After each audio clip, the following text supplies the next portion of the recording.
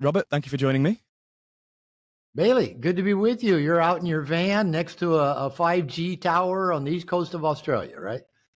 Yeah, we made it work. We made it work somehow, but it's been a long time in the runnings. Seeing as though, well, we tried to make it work a month ago.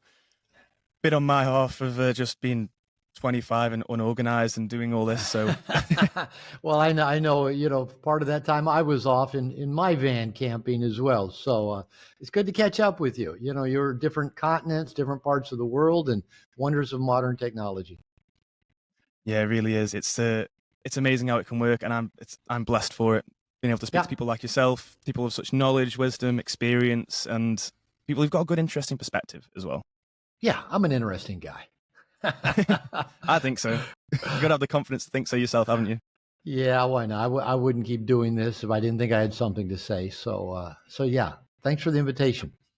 No, of course. Well, that's what I wanted to ask you first and foremost. From hearing a lot of your podcasts, reading up on you, it was more so for me. I was thinking, how does somebody like yourself become someone like yourself? What experiences did you have? What experiences? Because I mean, you hear relationship experts and you hear all these different. I read them all, like the Neil Strauss stuff when I was younger. I've got a girlfriend now, so I kind of veered away from it. Probably rightfully so. Yeah, but it was. I was kind of thinking. I read the Neil Strauss stuff as well. So so that's a good question. How did I get to be me? Yeah. How did I get to be the me today that gets invited to come on people's podcasts? Probably the thing that sets me apart is I wrote a book, about 25 years ago called No More Mr. Nice Guy. And a lot of people have read that book and made a big difference in their lives and then want to talk with me and share me with the world. And I always appreciate that. I like knowing that I've done something that changed people's lives. I've written 3 other books since that, a couple dating books and another I co-authored with one of my coaches, just a big, broad overview of all the crazy stuff that I've written about and taught about. So, kind of, you go back in time, I went to college to be a minister. I grew up in a fundamental Christian church, and freshman year of college, I had Psychology 101, and I loved it. I just, oh man, yeah.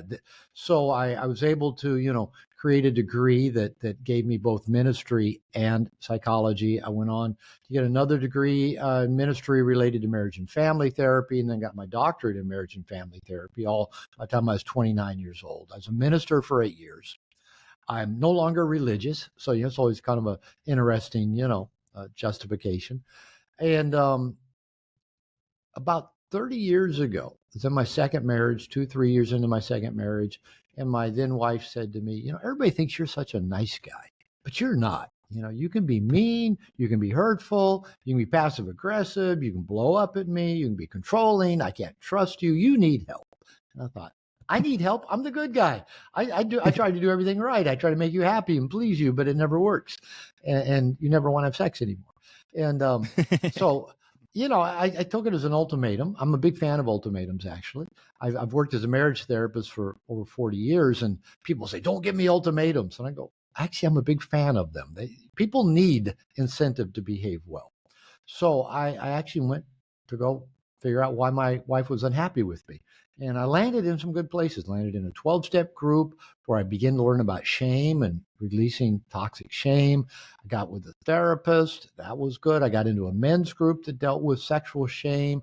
Started writing No More Mr. Nice Guy while I was in that men's group for 5 or 6 years.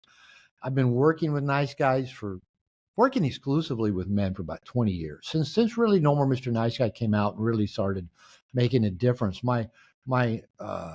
I was a therapist for many years as a marriage and family therapist, doing men's groups. I was doing 5 men's groups a week at one time while I lived in Seattle. But then I discovered Mexico, Puerto Vallarta, decided wanted to come here as often as I could. And about 12 years ago, moved down here to Puerto Vallarta. Got divorced about 20 years ago from my second marriage, went through a period of about 12 years of being single and dating a lot and having a lot of sex and having some good relationships, and wrote some dating books about that. And then I got married again about 7.5 years ago to my wife, who is Mexican, doesn't speak English, not much anyway. So I got to learn Spanish in my 50s and 60s, which has been fun. I always wanted to anyway, so it's a good way to do it. So I live here in Mexico, and I still I do coaching online. Thank goodness for technology and the internet. I write, I do workshops, I do seminars. I've launched a men's membership program called Integration Nation. I do a lot of interviews and just, have a good time, have a good life. So that's me. That's I guess that's why we're talking today. Yeah, perfect. I love that how it's the experiences that shape us through those times which build the character that we are and the confidence in who we actually are. And even if that changes after 20 years of life, 30 years of life, 40 years of life, it can still have such a positive impact on what Well, you have for other people. And everything I've ever written about, every course I've ever created, everything I've taught, 90% of it has come out of my own personal struggle. Occasionally it's come out of struggles I've watched a lot of people have, and I go, okay, this might be helpful. But it's usually stuff I've struggled with. When my second wife said, "You're not a nice guy, even though everybody thinks you are, you need help." And then I began working on me and seeing this paradigm of thinking if I just treat everybody well, if I'm different than my father, different from the other bad men I've heard women complain about, then women will like me and think I'm great and never, complain that I don't treat them like they want to be, whatever. And then I started noticing as a marriage and family therapist that a lot of guys were coming to me with their wives or girlfriends saying, I'm a good guy. I'm a nice guy. I'm one of the nicest guys you'll ever meet. I treat her better than her ex. I'm raising her kids. I give her everything that she wants. It's never enough. When's it going to be my turn? She never wants to have sex anymore. She's always in a bad mood. And I thought, wow, I'm not the only one. So I've found typically if I struggle with something, other people struggle with it.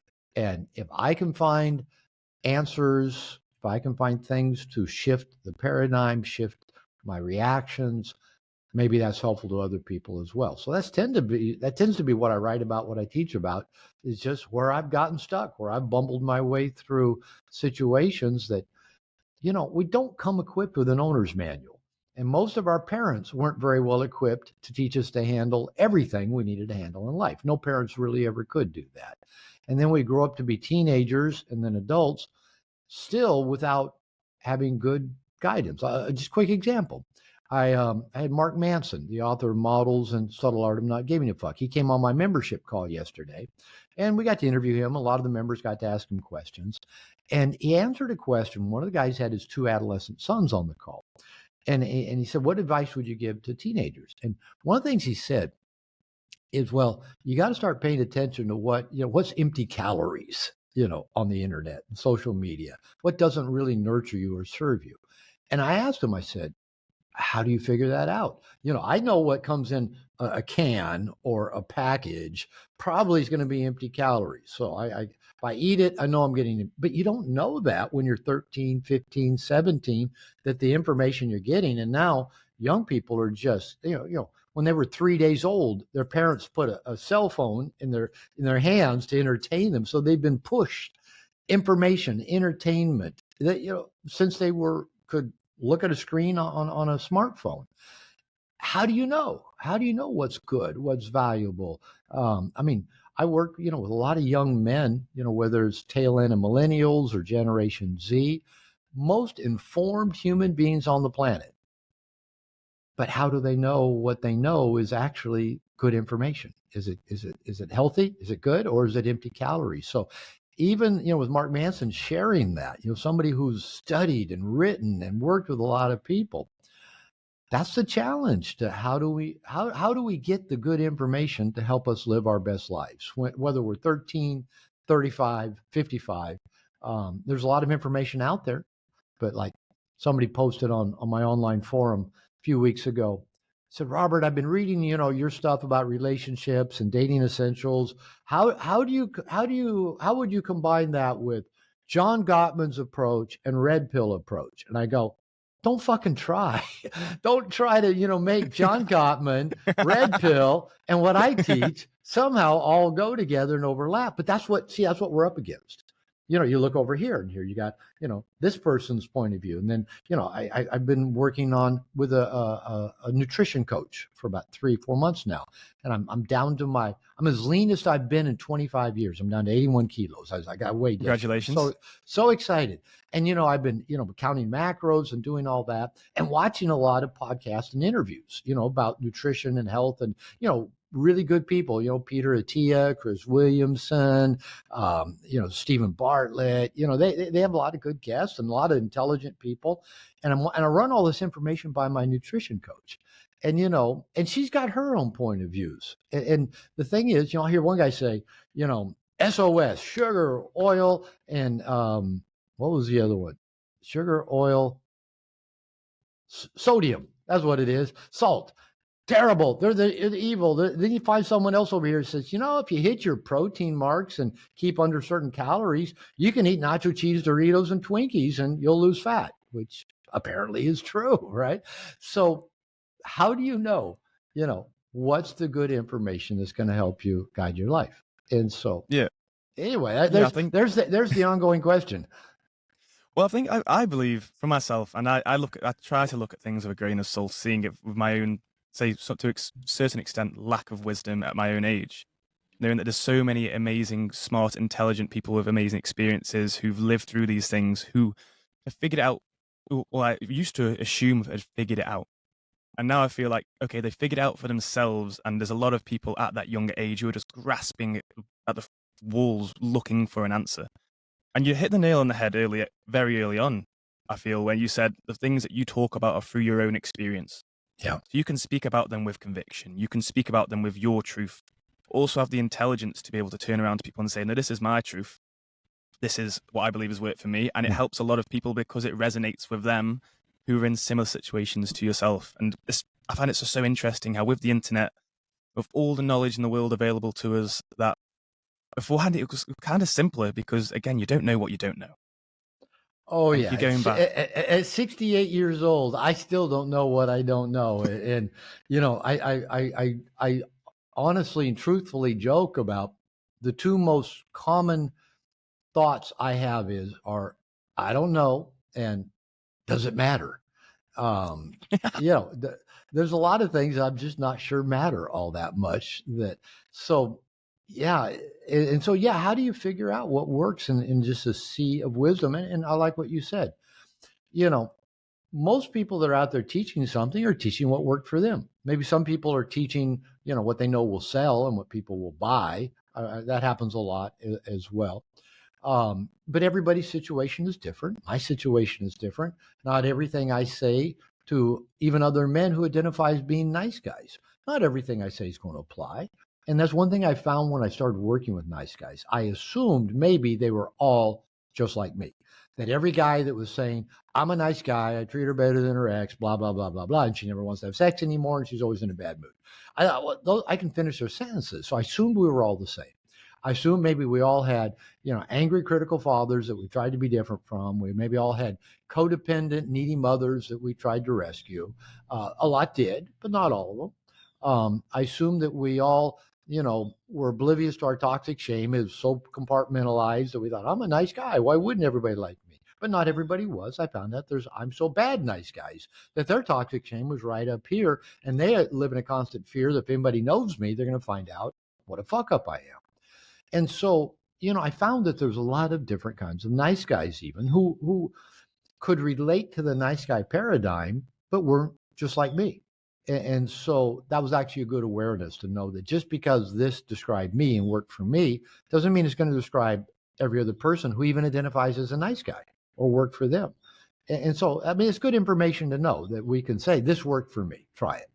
And rather than saying, this is true, it's the way, it's fundamental, it's doctrine, it's Bible, whatever, do it that way. That builds trust. Yeah, I'm just a lot more flexible about that. I've just been doing this for long enough to realize what works for me doesn't work for everybody. And luckily, stuff works for other people, and they tell me about it, and they go, that's a cool idea. I'm gonna try that one. I like that. So how does a man in particular, go around self-assessing what type of nice guy they are, or where they might be holding themselves back? That's a good question because I'm not sure we can do it. I'm not sure we can do a self-assessment. I I could not have. It was, the story I've told was, my second wife, my ex-wife's assessment of me that was the big stick upside my head. And even then I resisted it because it wasn't the assessment I wanted to hear. I didn't want to hear her say, It's I'd a rather natural be married. reaction. Yeah, I'd rather be married to a jerk because at least a jerk is a jerk all the time. You're nice to me and then you're a jerk and I don't see it coming. I go, but I'm not a jerk, but I can be actually. And that took a long time to accept and integrate into that I'm not a jerk, but I can be a jerk. Right? That's one of those challenging things to integrate. So that's why I talk about being an integrated man. So the issue is we're dealing with things that are in our unconscious. Carl Jung said, until we make the unconscious conscious, it will rule our life, and we'll call it fate. Now, making the unconscious conscious, that's probably a lifetime journey that never gets finished. I don't know that we'll ever know what's all in our unconscious. What's all our trauma? What's all of our epigenetic inheritance? What is down there? I don't know. Right? I'm still getting peaks of it, but it'll pop up, in various ways. The problem that most men have, I had a guy come on my men's program. As like I said, Mark Manson was here yesterday, but about 2-3 weeks ago, I had a guy named Dr. Robert Augustus Masters. He wrote a book called To Be a Man, and he's written a lot of other books, just about integrative psychology. Just a brilliant guy. He's 10 years older than me, and just so much energy and so much fun to have on the call. And he said he thinks the most uncomfortable emotion, and he said, by the way, he thinks our deepest work is by dealing with our negative emotions, our uncomfortable emotions. They point us to a lot of interesting stuff. He said that the most uncomfortable emotion for men to face is their shame, their toxic shame. I'm not good enough. I'm bad. I'm unlovable. And because of that, most of us men, and especially nice guys, maybe all men in general, we have this struggle with vulnerability of just opening up and revealing ourselves and taking a risk that somebody may attack us or they may scold us or they may think we're disgusting or leave us. And that probably hasn't gotten any easier now with social media and hashtag Me Too, that everything a man does now is toxic masculinity. So I think men have struggled. And even you go on Red Pill and they go, don't be vulnerable. Don't be vulnerable. You'll look weak. Women will leave you. They'll walk all over you. So, we've got that message, coming at it. And, That was such an interesting one for me. That red pill kind of ideology. Because I found for myself when I had a I had a 5-year relationship from a young age, so from an adolescence to becoming an adult, which really shaped me coming out of that, where the reason we broke up was to figure out who we were now in an adult world. Yeah. And one of the massive breakthroughs I had throughout that for myself, which has worked for me, was almost the complete opposite to that, which was that vulnerability is bravery. I love that. That's beautiful. So you just gave me something vulnerability is bravery. I love that. And yeah, granted, I mean, I'm not going to rip on Red Pill. Actually, there's a lot of sound psychology, in Red Pill stuff. But two things I don't like: they weaponize information against women. They put all women over here. They're all hypergamous, trying to, take advantage of us, and they're just trading up to the next man that will take care of it. They misuse a lot of evolutionary biology and psychology.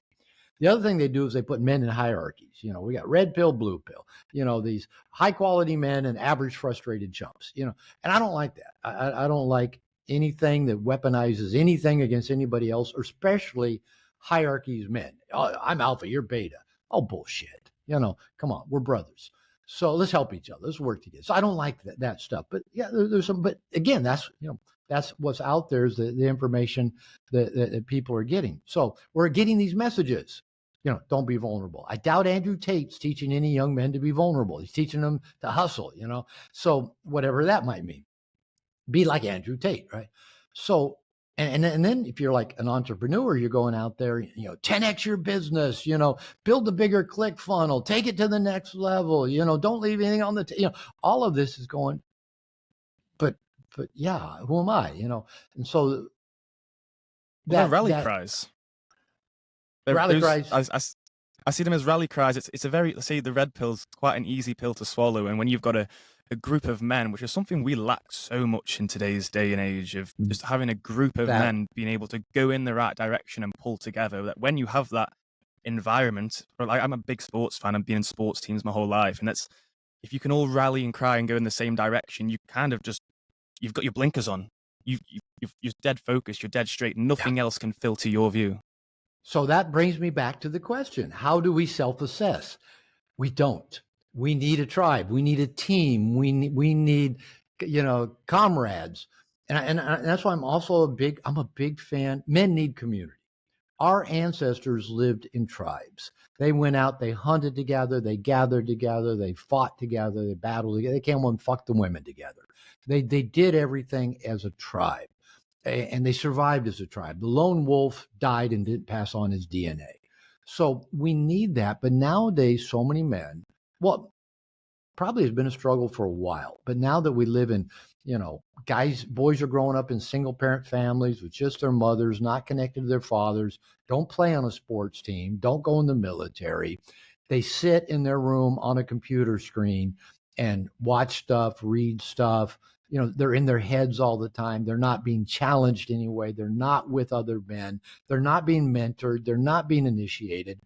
And I know, going back to just for myself, I avoided anything that might make me vulnerable, that might make me look like I wasn't perfect, that I didn't know everything, that I wasn't okay. And it wasn't, for example, till the very first place I landed was a 12-step group for sex addicts when I began my own recovery. Quickly found out I wasn't having enough sex to be a sex addict. I didn't qualify, but it was all men. Sorry. And it met like at 5 o'clock in the morning. And I looked forward to it because for the first time in my life, I was in my mid-30s, I started revealing me. I started being vulnerable, talking about things I'd never told anybody, talking about things I'd shame about, talking about feelings and impulses and things I'd done or maybe things I hadn't done but had the impulse to do. And, the strongest reaction you ever get is, "Thanks for sharing, Robert." And, it's like, wow, this feels really cool. Because I grew up in fundamental Christian church, angry, critical father, angry, critical feminism. And it's kind of like hide it all. And when I started letting it out, it felt therapeutic is the best word I can think of. And that's why I love working with men in groups, and whether it's in a small group workshop or leading groups or just in a men's community, you get one man who opens up and reveals himself. Yeah, I got this thing with porn. Another guy goes, "Oh, me too." Another guy, "Me too." Another guy, "Well, I'm struggling with money. I'm on the verge of bankruptcy. I filed bankruptcy." All of a sudden, men start sharing that stuff, and you don't feel alone. You don't feel defective. You don't feel broken. You don't feel terminally unique. You feel supported. You feel loved. You feel held. You feel valued. And you think, I don't judge him for struggling with that, but I judge me. Maybe since I don't judge him, I should quit judging me. And he doesn't seem to be judging me for that. So it is so liberating. So to answer your question, how do we start getting aware?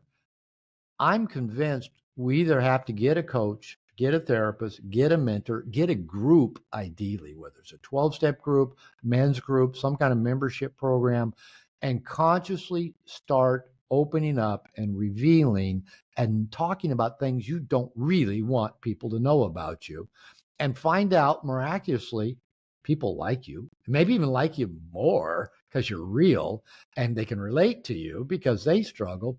And you start getting valuable feedback to say, "Hey, I've been there. This worked for me." You might want to take a break from drinking for a while, or you might want to, take a break from looking at the pornography, or you might want to call somebody when you have the impulse to do those things. And all of a sudden, you start learning, you get out of the echo chamber of our own self-analysis of trying to figure this shit out. Because like Einstein said, whatever thinking got you into the problem you're in is not going to get you out of it. We need a different kind of thinking brought in. So that's why we really can't do our own self-analysis. It's if not impossible, it's challenging. Yeah. Well, it's that adage, isn't it? Where if you're a hammer, then everything's a nail. Yeah, you can't exactly. dig yourself out. Yeah. Well, I find it so interesting that there's such a, throughout your whole younger life, you're in those communities like we were evolved to be in throughout school, throughout education, and we've Right. there's such an emphasis on education and community, and then all of a sudden it's just dropped at the end of that university level. If without your own personal intention to keep that, which a lot of people don't realize they need necessarily, it's just dropped. As soon as you finish university and you go into the workforce, people, their focus changes to societal impulses like, okay, now I need the family, I need the car, I need the house, I need the finances, and they take away from those things. And somebody told me on a different podcast I did a few weeks ago that friendships and community now, it's a part-time job. It something that takes needs that working kind on. of commitment. It take and again, I wish somebody told me that when I was young, because I got out of college and went to grad school, and went and got a job, got married, then later had kids, and all that stuff. We all, we don't all do it. Actually, that trajectory has changed quite a bit. Now, people don't go to college. They, get their education, online, which again, they're the best informed people on the planet. You get your Sprinter van and, go travel the world. Things have changed a little bit. Now people don't tend to get married, and if they have kids, they put it off, quite a bit later. So things have changed quite a bit. But I think that what hasn't changed is once we come through our adolescence into early adulthood, where are we going to get mentorship from, guidance from, help in finding out what's empty calories and what's helpful? Not how do you do it or do it this way like it used to be. Go to college and get, a good education and then go get a, good career. Maybe that worked at one time. Probably doesn't so much now. I mean, some of the richest people on the planet dropped out of college or never went. So things have changed dramatically, but we still need the mentorship. We still need the guidance. And based on what you just said, I wish somebody told me, Robert, after you get out of college, you've made friends in college, do your best to stay in touch with them. This is pre-internet, of course, and pre-email. So it's just phones existed back then, but you had to call long distance. And you could send, mail. You remember what that is? Pigeons? Pigeon mail? Pigeons. Yeah. That's what Morse code. We used to go, down to send. So it's changed dramatically, of course, to where there's no excuse not to stay connected, right? You can jump on Zoom anytime, cell phones, your WhatsApp, Signal, it doesn't matter. It's just easy to stay connected with your social media. And so I wish somebody had told me that. Keep, these people, they're valuable to you. You may change, they may change, you may lose interest, common interest. But I know so many times in my adult life, I've started over, making new friends, new connections, mainly because I just kind of let the old ones go and they atrophied because I didn't pay enough attention to them. And it would have taken just a little bit of time and attention, as you said, might not have even been a part-time job, might have been a side hustle just to keep, friends, people I cared about close and connected to me. But hopefully I've learned that lesson. And I joined a men's program 7+ years ago. And at that time I said, I got maybe 1.5 good guy friends in my life. I got 25 guys, maybe 50 guys that if I called them up, they'd get on an airplane and fly down here to be here with me. And many do come visit me, and I go visit them. But I worked at that. I made it a conscious decision. I've already arranged 2 of my buddies. We're going to talk sometime this weekend. And so, I stay on top of that. I'm always on Signal messaging people. We'll jump on Zoom a little bit. We'll get on a call. We'll find a way to meet up with each other. And it is a part-time job, but I promise you, it is so fucking worth it. I'm so glad I have those men in mind. It's made my marriage better. It's made me healthier. It's built a foundation that everything in my life is better because I got those good guy friends in my life. So I'm a big proponent of what you said. Of let's make that, if not a side hustle, a part-time job. No, it's a blessing. It's a blessing to have. And it's one of the reasons I started this podcast is to connect with people from all over the world, to speak to people. I realized as fun as it is, and at the time of my life that I'm in, going out and having those adventures, that call to adventure and traveling around and exploring the world. And even though I've got my partner with me here, it can be isolating, and it can be very isolating to be moving around and having your head just focused on a goal. And that's something that you can be lost so easily. And that's what I wanted to ask you. Is that do you believe there's a disconnect with how we've evolved to be evolutionary and where society is now, which is leading men to have these sort of anxieties and stresses and difficulties where beforehand it might have been easy? I think statistically, it's easy to answer that. Yeah, how many articles have you read lately, or how many things have you watched or listened to talking about the isolation of men, depression of men, the high suicide rate of men around the world? Um, yeah, yeah, we men are isolated. Again, we evolved to be in tribe, and we evolved to be engaged in shared activity together, shared survival together. We thrived together, we died together, right? It just is how it went. And even when we quit being so tribal and went to more of an agrarian culture, and kind of developed what's now called the patriarchy, we still had extended family. Boys grew up with their not only their fathers, but their grandfathers and uncles and cousins. And in some parts of the world, it's still like that. My wife grew up, 8 out of 10 kids in Guadalajara, Mexico. And she has so many friggin' cousins. But her father was one of 16 kids, and so there's a lot of potential for cousins in there. And she has aunts and uncles that are younger than me, which is her dad was the oldest in the family.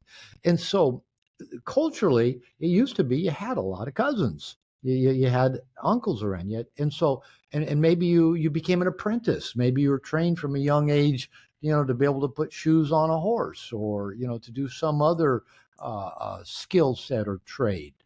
And nowadays, as I said, boys are growing up. Often their dads aren't around. One thing that's actually changed since I've started working with men over the last 30 years, used to be most of the men I worked with, or maybe they're closer than my age or a little bit younger, we're talking about fathers being absent. They either dads had divorced their moms, or dad worked all the time, or dad was alcoholic or angry, so he didn't get safe, or he wasn't safe, he didn't get close to him.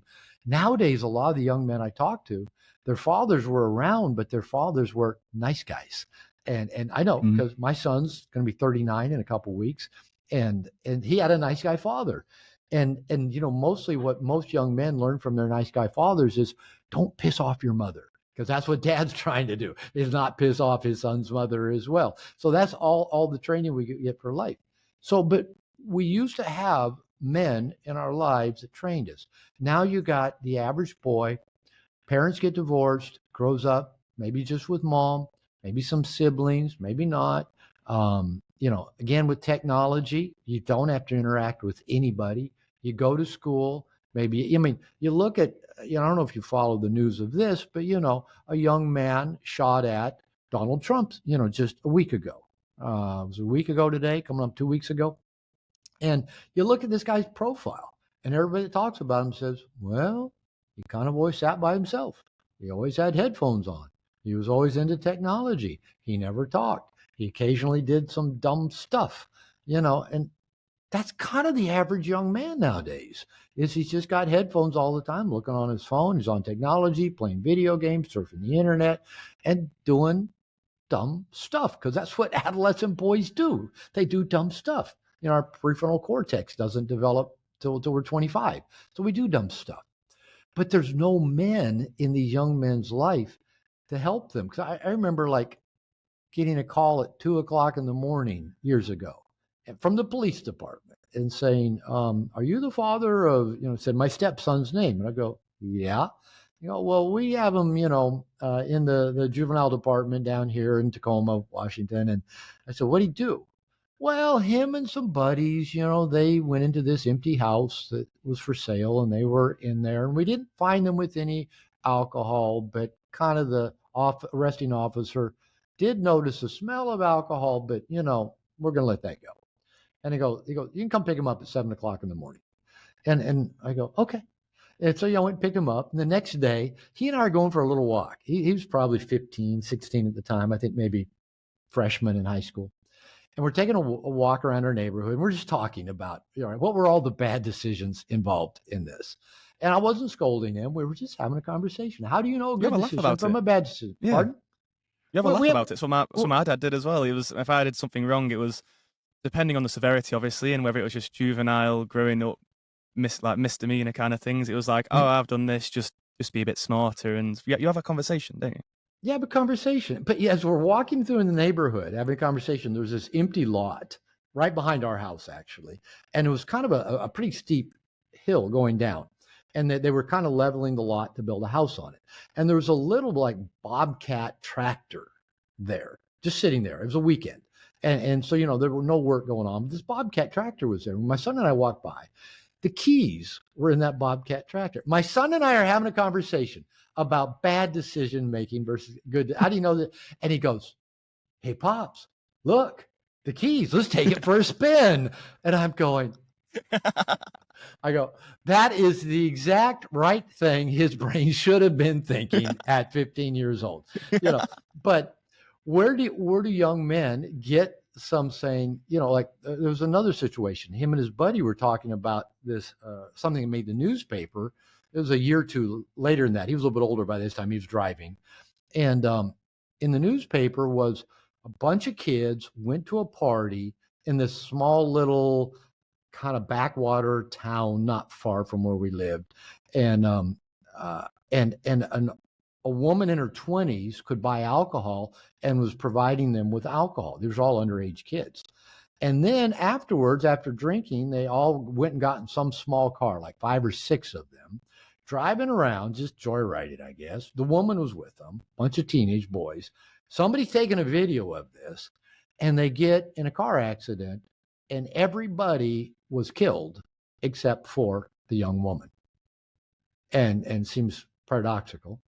And so when that article came out, I gave it to my son and one of his friends, printed out 2 copies of it. And I said, you guys go through this, and I will give you $10 for every bad decision you can come up with that these people made that led to this outcome. But where do boys get that? Where do boys get men helping them come to understand what's a good decision versus a bad decision? So I'm convinced we need that. It's called masculine initiation. It's where we take young men, teach them what they need to know to live in the scary, challenging world of the masculine, and give them support to be able to make mistakes, hopefully not kill them, and learn from them, and go out and be able to do better. So yeah, and as we were talking about, even if somebody just said, keep your friends, stay in touch with them, that would have been good advice we'd gotten from those wise men.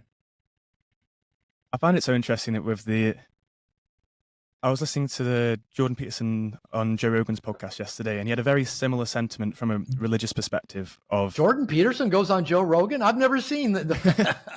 He was on, I think it was yesterday's episode or the other day. I listened to all of them anyway, loved pieces. But it was a very similar sentiment to what you just said from a religious perspective, where he was saying that the good parent releases their children into the world to make their mistakes and says, I have the confidence that you'll pull through and learn from your mistakes and make the right decisions in the future. And the worst thing that you could do as a parent being removing that ability from them to be able to make their own decisions and learn from their own mistakes, because then they'll never learn. Yeah. It's been a little while, but I read Jordan's, is it 10, 12 rules for life? However many rules there were. Then he wrote a book too. So apparently there's more rules. It's kind of like the guy that wrote the 4 agreements and then wrote a book called The Fifth Agreement. I go, what the fuck? You said there were 4. Now there's 5. So the one things that I like that Jordan said in that book, I mean, that's a long fucking book. I read it on my Kindle. I kept thinking, I listened to it. Is this ever going to end? Couldn't focus long enough. Yeah.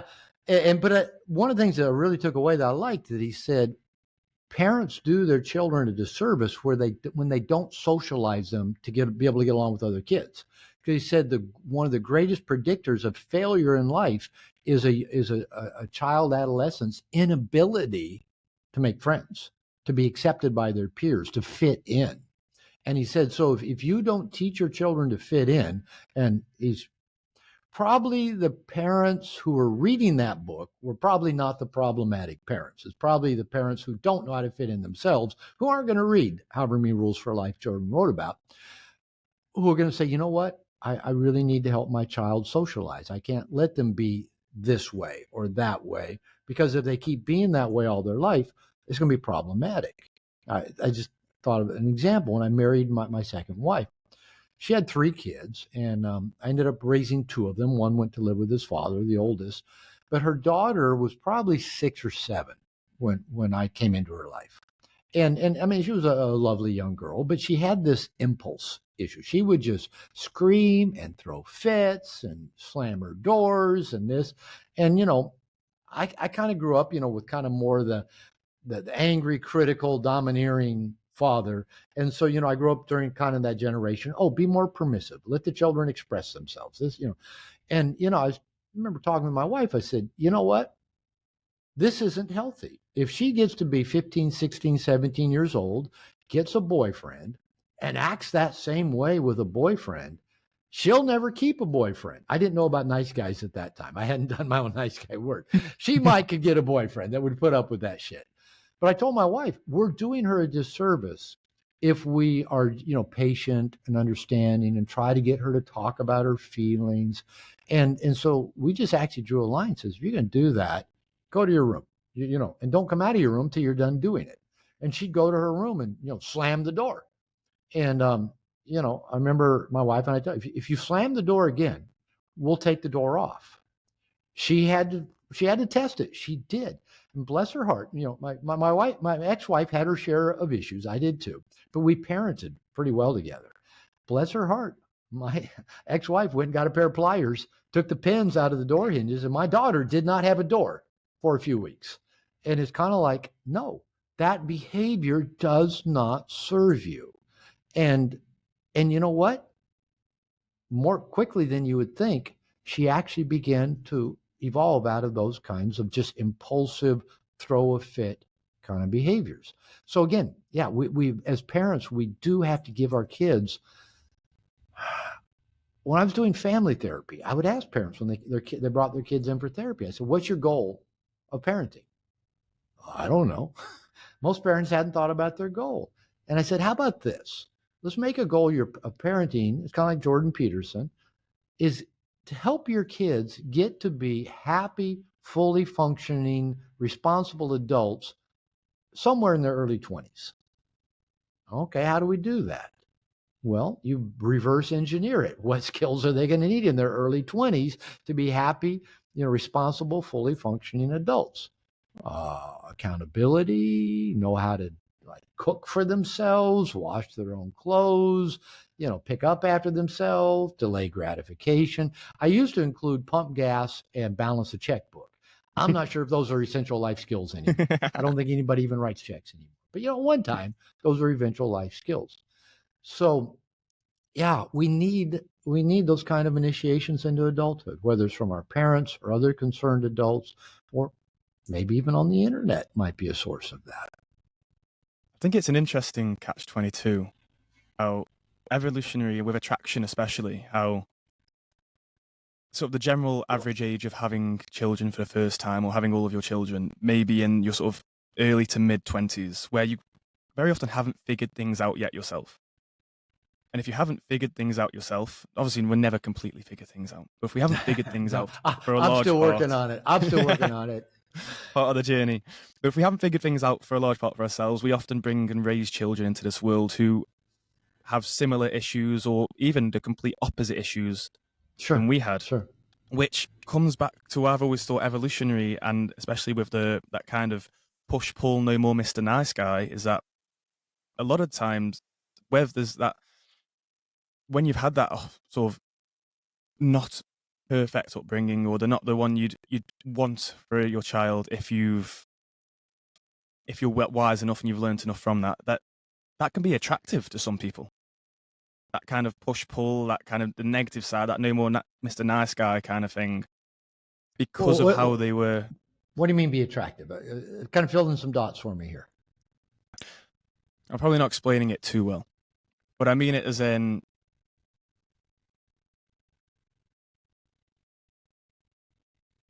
you always hear throughout younger ages especially, and it can be uneducated for the most part, that it's the not nice guy who can be attractive. Yeah, the Andrew Tates of the world. Yeah, the Andrew Tates of the world can be attractive to a certain type of woman. Actually, to most women. That's just reality. To most women, but you would argue psychopath. I'm not saying Andrew Tate psychopath, but even Jordan Peterson would say, yeah, psychopaths tend to be attractive to most women, especially during their cycle, their period when they're most likely to get pregnant. So when you reverse engineer that to, okay, what makes a psychopath or a sociopath? You might argue it's a poor upbringing or a certain type of upbringing which has not given them the tools to develop into a fully functioning member of society. But that's the catch-22, as if you're raising somebody to be a nice guy, as you say, there's a lot of nice parents out there who were nice guys, and then that's what you want to aim for as a societal benefit. But in terms of an attractiveness benefit and a sexual reproduction benefit, evolutionary, that's contrary. Yeah. When men weren't in the picture and men were out being ultra masculine men back when that was the done thing, boys would be raised and see that happening, and they'd have to figure things out for themselves, often resort to violence. And that's what we'd learned, or what females had learned to find attractive. And that's just completely different and contrary to what we try and raise. Now we've got the benefit of having sort of co-parenting and both parents in the picture, trying to raise children to the best of their ability. Yeah. Okay. Yeah. I think I hear what you're saying. Let me share two perspectives. Let me see if I can kind of keep them both in my head at the same time. One's already slipped, but let me stick with one. We'll go with that one. I'm going to just share a perspective that may or may not be completely historically accurate, but I think there's good evidence for it. That, back in human tribal times, best evidence says that our ancestors for about 1.5 million years were tribal. We were communal. Everything that was shared. And there probably was a pretty big gap between the genders, between men and women. The men were faster, stronger physically. And the men went out and could hunt and provide and could wander further away and bring back the food, the furs, and fuck, the women, and then go out and do it again. And women and the older people and the children, the more helpless, probably kind of stayed close and didn't move too much. And again, this is a generalization, but there's probably some accuracy to it. And you can still see that in tribal. And every tribe had a little different mores to it. But what was a pretty standard generalization, and you can still see it in a lot of cultures, that when the boys got to be about 8, 10, 12 years old, usually pre-adolescent, they'd been raised by the women. They pretty much were influenced highly by women. Somebody asked me on a podcast a month or two ago, why is this men trying to please women so sticky? Why is this aspect of nice guy syndrome sticking around? And I said, well, it makes sense, even whether we're going back 10,000 years ago, 100,000 years ago, or even today. Most little boys come into the world and we're dependent, we're needy, we're helpless, and our first caregivers are women, our mother, a babysitter. We go to preschool, we go to elementary school, and most of our teachers are female. So to get from 2nd to 3rd grade, you not only have to learn your reading, writing, and arithmetic, but how to please a woman. And good luck, trying to figure that one out if you're a little boy. So what happened back 100,000 years ago and what happens today is pretty similar. Our earliest influences are female. They're feminine, right? And so and children by nature are feminine. We're needy. We're dependent. We have to be taken care of. But what was different back then is at a certain age, depending on kind of culture, the men came, took the boys away from the feminine influence, put them through some ritual, some rite that mimicked death and that was painful or frightening, took them through it, got them through it, hopefully, and came out the other side. And then now they're initiated into the world of the masculine. Now they go with the men and do the men things. And those are the men that the young women would have seen and had access to. It is not, psychopathic, violent men. I believe it probably would have been initiated men who, I can't make a generalization about every tribe that ever existed, but it would have been men that were more masterful in what needed to be done for the survival of the tribe. That's what they would be about. And now when all those men, probably from 12 to, 22 was probably the oldest guy, back then. We didn't have very long lifespans. But when they would come back from the hunting and, and the gathering and the battling or whatever with the spoils, everybody had access to everything. The food, the furs, the penises, the vaginas, everything was shared. Mother Nature loves lots of penises and lots of vaginas. And, we've got kind of this mythology, and Red Pill loves it. No, the girls all wanted to be with, the ones that were the most, the ones that could kill the most and do all that. I don't know that that's actually what existed through most of history. I think it really was a lot more communal. The men came back, food, furs, and then, like I said, we fucked and then went back out again. Mother Nature liked it that way. Mother Nature actually, I say that sexual monogamy or one penis and one vagina is evolutionary sin. Mother Nature doesn't like that. It likes the diversity, and it likes lots of penises in one vagina. So 4 or 5 different men all think, could be my kid. I'll look out for him. That's actually a good thing to have 4 or 5 men. I've thought of it that way. 4 or 5 men looking out for a kid, because it could be my kid. It looks more like Thor, but could be my kid. And so really you have this communal aspect of a tribe raising a child. So the truth is, I work with a lot of men around their father wound, and most of us have an issue with our dad. Most of us. Our dads were inadequate in some fundamental way, maybe in many fundamental ways. But even if they were adequate in many ways, they were still inadequate to give us everything we would have needed to grow up and live our most successful, mature, happy life. We needed a tribe of good men to do that. We don't have that anymore. So my sense is, until we older men can start creating systems that help the younger men differentiate from the world of the feminine at an early enough age, get out of what I call the nursery, where it's just, you're just getting everything pushed to you. Most young men live in this world where you can look at unlimited porn all day and all night. You can play video games all day and all night. You can surf on your smartphone, on Instagram all day and all night. You can get on Tinder, Bumble, swipe right all day and all night.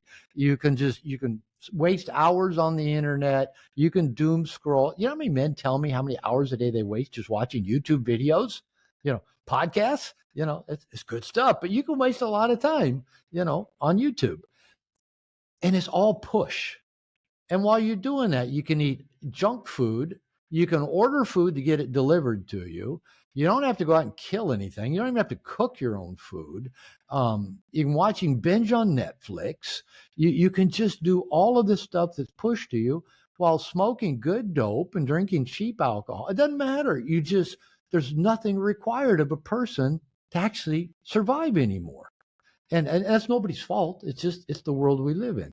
So if anything's going to change, my personal belief is we older men, we elders, have to take responsibility and accountability for the younger men of the tribe worldwide, and start giving young men alternatives to just being caught up in the world of the feminine, trying to please women, going along to getting along, trying to be, non-binary, whatever, they're trying to be.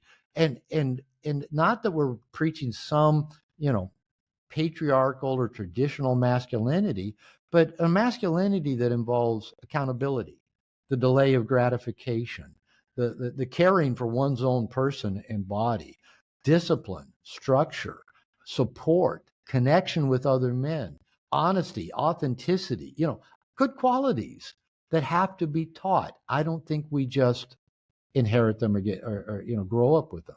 So I think there's answers. I think there's a lot of work cut out for us. Somebody earlier, I had another conversation earlier today with a podcaster, and he asked me about this. And I said, I think one place to start, and then whenever I talk to young men and make this suggestion, they get deer in the headlights. I'll say, take your social media apps off your phone. It's kind of like that. Men I literally did it last week. Take it off your phone. Yeah, we go through phases. And I don't love social media. I'm not a fan of it. I mean, yeah, there's good stuff about it, and and we'll put this on YouTube, and maybe people will benefit from it. But this stuff is so addictive and so debilitating in so many ways, and it just keeps pushing to us. We live in a world of comfort, no challenge. And even just by taking the apps off your phone, I mean, we've all got the reflective impulse. I mean, how long have smartphones been around? 14 years, maybe something like that. 15 years at the most. When the first iPhone came out, I stood in line to get first iPhone day one. I'd actually played with one a few weeks before because I was teaching a workshop that somebody worked at Apple and brought one. So Cool. 15 years ago, those didn't exist. We had our dumb little flip phones that, didn't do much of anything. Now we can't live without them. I'm like that way. I pull it out all the time. I took my stepson out for his 19th birthday 3 nights ago. He was on his phone a good part of the time, not all the time. His girlfriend was on her phone the entire meal. She never put it down. My 16-year-old stepdaughter, look at it some, but I've raised her enough that if I look her way, they know we're having dinner as a family, at least turn it over. And I left mine in my pocket mainly just to be a role model. But honestly, I wanted to pull it out and look at it and look at some sports scores and, just anything to, break the monotony or whatever. So we've gotten addicted to these things. So if nothing else, if you make a commitment, I will only look at social media on my desktop, on a laptop. And some people go, I don't have a laptop. I only have my phone. All right. But then you do it a little bit more consciously, maybe even set a timer. Say, okay, I'll look at Instagram models for 30 minutes. I'll doom scroll for 45 minutes. I'll binge on YouTube videos for, half hour. But do it in a conscious way. And then you go, what do I do now? I mean, what do you do when you're out in public? What do you do when you're riding public transportation? What do you do when you're waiting in line? If you can't pull your phone out, and most of us are pulling it out looking at social media. So if nothing else, while we're standing in line, we might actually talk to the person next to us. While we're on public transportation, we might say, how's your day going? We might actually communicate with each other. And all it takes is just taking the apps off our phone. And the added benefit is they're not tracking you. Even if you opt out of them tracking you, they still know where you are all the time. They're spying on us. And, so look at your social media on a browser like Firefox, even on Chrome. Chrome's still spying on you because it's Google owned. And not that I'm paranoid, but we probably should be. But just do some things that break these habits that we're so used to. And let's practice being more social. Let's practice some skills that actually get us reconnected and get us getting our needs met through true human interaction. Yeah, for sure. And it's a crazy world that we live in now of how that has come to be the case. And it's just people like yourself I have a lot of admiration for, because yes, you say it was 14, 15 years ago the first ones came into play, and it exploded everywhere. And as we already know, young generations, younger people are the first adopters of these things, and they get sucked into it, and they don't know that they're figuring out their way of life in this world.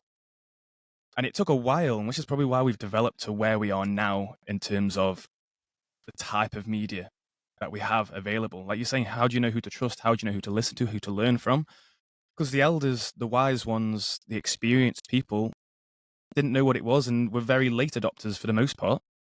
And it's people like yourself coming in, speaking with a bit of experience. Nowadays, it's all of us elders. Yeah, we're on our phones too all the time. Go to any restaurant, go to a coffee shop, go anywhere where there's families. I wanted to take a video of this. I saw this a few years ago. I went to a Starbucks, a family of like 4 or 5 or 6 sitting around a table at Starbucks. Every one of them were looking at their phones, and I go, "Why do we even go out together?" Everybody's just on their phones together. And again, I'll probably sound like a crackpot, a jerk, some old fart kind of. I mean, I love my Apple phone. Like I said, I bought a day one Apple phone. I love technology. If you could see my desk right here, I have 2 27-inch monitors. I've got LED lights. I've got a Shure microphone. I got studio headset on. I've got my Mac Mini. I've got a preamp. I've got, I got everything I need, right?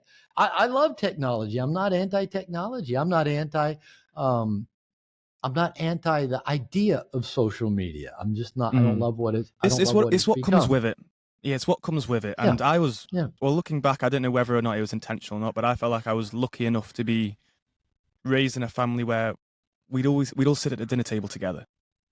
Good and idea. we'd speak to each other. And it just became so natural that I love when that. my girlfriend came over for the first time to see my family, and she lives was raised in a big family, a large family, and she was one of 7. I hope I get that right.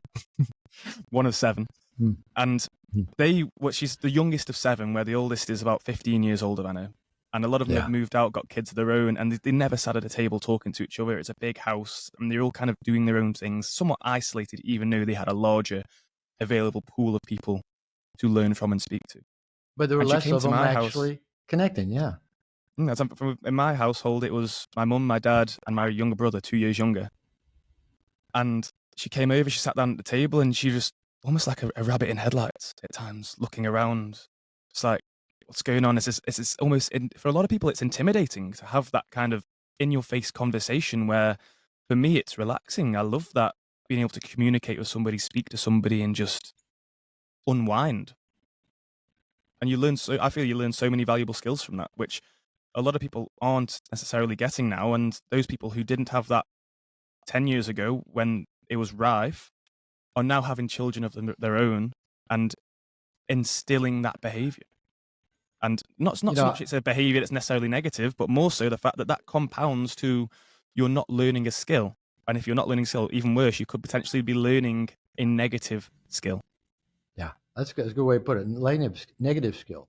I've mentioned a couple people that I've had come on my men's membership program to interview. Another one we had in the last month or two was Dr. Warren Farrell, who wrote a book years ago called The Myth of Male Power. And he now has his most recent book's called The Boy Crisis. I mean, it's about that thick. It's just lots of information, statistics. It's still about men. I asked him, I said, this looks like kind of like you repurposed The Myth of Male Power and just wrote it about boys, because boys are going to grow up to be men that have all these, these issues. He goes, yeah, I kind of did. But, he says when they started doing analysis. You caught me out.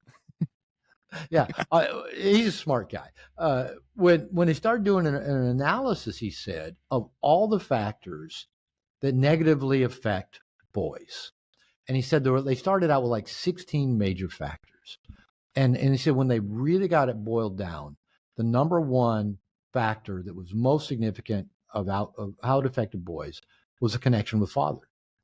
And Dr. Farrell's number one piece of advice to help raise healthy young men is for fathers to make sure at least once a week, they have a family meal together. The family's at the dinner table, eating, talking, having a connection at least once a week. Now that, to some people that may sound bizarre on this hand.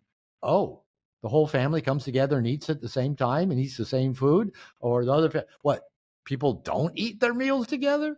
Because there's all kinds of everything in between of how that works. And I know even in my family, probably, we sit down and have a family meal. We probably do it 2 to 4 times a week where we're all sitting at the same table and having a meal together. It's just my kids are old enough now. They're 16 and 19.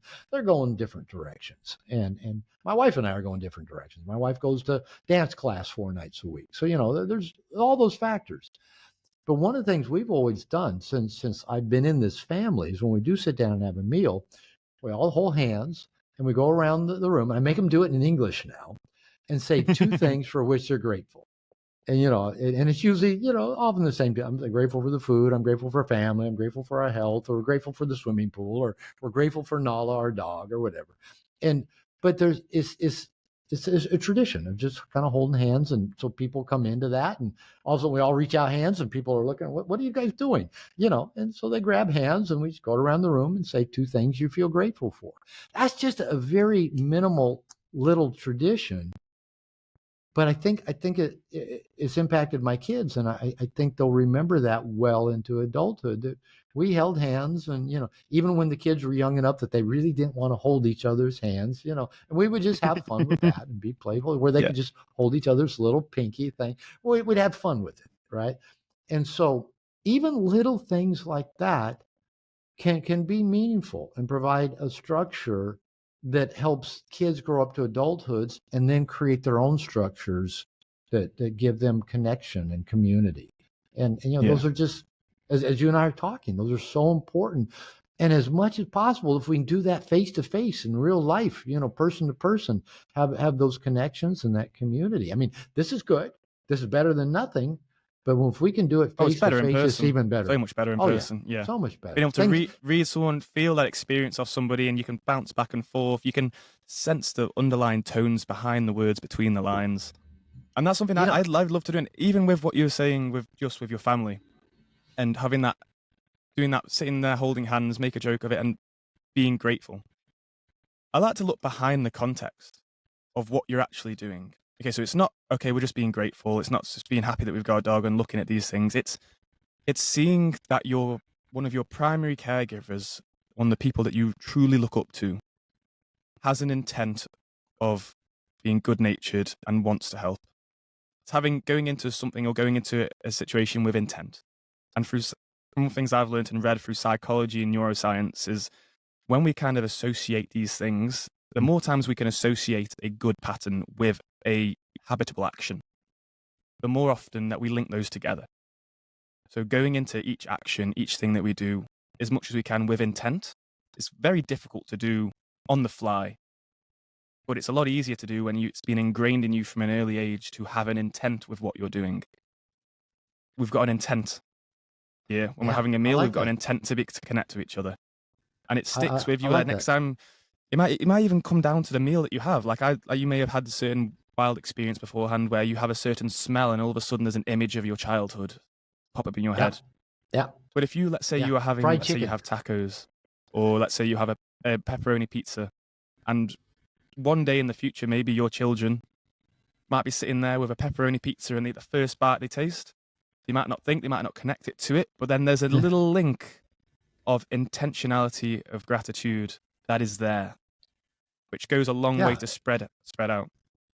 And just little things, I'm thinking like when we order a pizza and, have it delivered and we sit down, my daughter has always been a picky eater, and she'll get a pepperoni pizza and pull all the pepperoni and cheese off of it. She's a carb eater. She loves carbs. And so she'll do that. And I'll go, "Can I have your pepperonis?" And she'll, I was just about to say more for you. Yeah. So I get to take some of her pepperonis and, put them, I don't eat cheese. So, I kind of have to pick the pepperonis out of the cheese. But I remember with my older sister, she passed away about 12 years ago, when we'd get fish and chips, fried fish and fried potatoes, fried French fries. I don't know if you call them fish and chips where you live or not. Yeah. So she didn't like the fish. I didn't like the French fries, the fried potatoes. We would trade, and I get her fish and she get my. We both thought we were robbing the other one blind. And I told my brother-in-law about that. Her husband, like I said, she's deceased, but he still lives nearby, and he goes, we do things with him, and he's in his 70s, and I probably have told him that story 5 times, but I was just telling him that a couple of weeks ago. Yeah, with your wife, my sister, we did. So yeah, it's those little things that seem to make a difference that we carry into adulthood. So if we never had a family meal where we actually sat down and like had someone ask us, could we have their pepperoni or can we trade fish for fries? Those are connecting stories. Is the threads that connect us well into adulthood. And you're right. I still, I'll smell something, I'll remember something, and it just takes you back in time, maybe decades, to an experience that you had that you still carry with you. Yeah, and I feel like those experiences are the ones that they do shape us. But it's often, I feel like there was definitely a worry for me at certain stages that as I got a bit older, I looked at certain situations or experiences that I had, or certain ways that I was raised, or different things that may have happened at school or my community there. And it can be a worry for a lot of men in particular, that these things are going to impact them for the rest of their life. So what did you worry about? What did you worry about? Give me an example. So throughout certain stages, I had a difficult period. Most young men do. Most young men do. Yeah, difficult periods at school, and had different experiences. And then when I started to sort of research and look into why I was the way I was, or what habits had led me down certain paths, I started to see that, oh, this happened to me, and now this is there. Now this is causing this, and this is causing this. And it wasn't until, so I've worked with children for years prior to being a personal trainer. And you look at things, the different experiences, and the different ways that children are, and you often see their parents, and you don't pass judgment as much as you best can, but everybody does to a certain degree when you see something, and you can almost see what that path, if they carry on, is going to take them down to a certain road. Because you look outwards at the world around you and see you may have certain family members who are living a life that you don't like, or have done things that you don't like. Or you have ones that are living a life that you do like and you aspire to be like. But it's those experiences when you start to see similar patterns happening in front of your eyes, with children especially, that you realize, oh, that happened to me. And I know for myself, I can look back honestly and say at certain stages, I was a bit of a dick. Like, I was a bit of a dick to, like, at school, somebody would say something to me, I would snap back at them. I'd always want the upper hand. I'd always argue. I'd always never let them finish. If they made a joke at me, whether it's a bit of banter or not, I'd get back at it. And I feel like that's from having a younger sibling 2 years younger. We were always kind of arguing and fighting and just picking each other, annoying each other, and always trying to one-up each other in certain regards. But then seeing that, for a while, it was a worry for me that, shit, without realizing, this is why I asked the question about the self-assessment earlier on, that without it realizing, I had put myself down a path, which I looked around and I was like, shit, I don't like the territory anymore. And that's actually, I mean, I applaud that, because even when you said when you were younger and you started like investigating why are you the way you are, I don't know that was even possible when I was an adolescent. Like I said, your generation that grew up on the internet, where all the answers are on the internet. And I don't. All the answers? Well, sorry to interrupt, but all the information, but at least you can go looking, right? You can go looking. I mean, I don't know that I would have even thought at 16 or 17, other than maybe from religion, to go looking for answers to explain. That's probably about all I had to go on, was just religion. Okay, use that as your guide. As you're talking, as you may see in post-production of this, even though you're close to the 5G tower, you slow down sometimes and I can't hear everything you say, but then you speed up and it comes back, but that's okay. It's recorded separately, so it'll line itself up. But yeah, sorry if it's a bit distracting. I get the technology of how to work, but so yeah, sometimes I'm listening, and then you sped up, so it's good. While you were talking, and no apologies. You do, yeah. We depend on the technology we got, the resources we got. Well, I wish you were here beside me. We'll plan that. Have a more in-depth conversation. I talked to somebody from Australia yesterday, and he said, "I come to Australia," and I go, "Okay, invite me over. We'll figure something out." So we'll figure something out to get me to Australia. So when you're talking, when I was like a junior in high school, so 16, 17, a year and a half like from graduation, maybe a sophomore, I was really disconnected. I'd quit playing sports. I went to a big high school. I really didn't seem to fit in as well. And probably by my junior year of high school, I was depressed. I maybe kind of knew I was, but I didn't know what really depression was. I think because I quit playing sports, I lost the connection with my father. Now he was just a dick most of the time. Before, when we had a connection through sports and stuff, it seemed like it went better. It just seems normal, doesn't it, when you're a lot younger? I think this is what life is.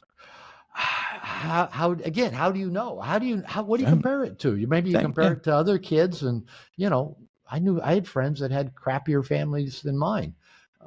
But my thought was, in my junior year, I don't know how close I got to dropping out of school, but I gave it a lot of thought because it had no meaning to me. And I stuck it out. And luckily, my older sister had been in debate, and she got me into the debate program at my high school. And that gave me something. I really got drawn into the community. We had a great debate coach. So my junior year, I connected with another guy who's a year younger than me. We became debate partners, went to tournaments, had that. Senior year, he and I were state debate champions. So I really got something of value out of it. It turned me around and got me into taking honors course programs my senior year and doing well in college, and went from C average to like an almost straight A average through college and grad school. I didn't even know I was smart. But 2 summers ago, my debate partner reached out to me. He's another one of those people I hadn't stayed in touch with.